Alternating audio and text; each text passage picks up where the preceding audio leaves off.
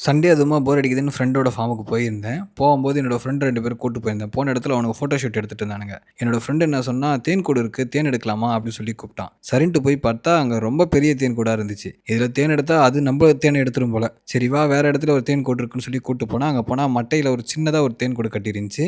ரொம்ப பெரிய சைஸ்லாம் இல்ல, சின்னது தான். ஸோ அதனால என்ன பண்ணோம், ஒரு கட்டைய வெட்டி அதில வந்து கொஞ்சம் சத்தையெல்லாம் போட்டு கொளுத்திட்டு, புகை போட்டு எடுத்துட்டு போயிட்டு அந்த தேன் கூடு பக்கத்துல வச்சுட்டான். வச்சுட்டு திடீர்னு போயிட்டு அந்த தேன் கூட தூக்கி அது மேல போட்டு ஓடியாந்துட்டான்.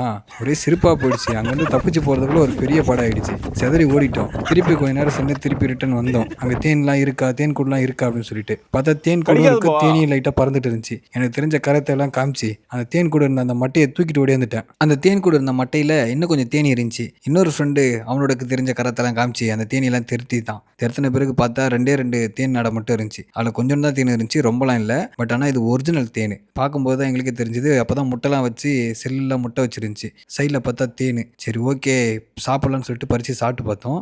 ரொம்ப டேஸ்ட்டாவே இருந்துச்சு. ஒரிஜினல் தேனு. பெரிய தேன் கூடு எடுக்கலாம் அப்படின்னா, ஒரு சப்ஸ்கிரைப் பண்ணிட்டு லைக் பண்ணிடுங்க.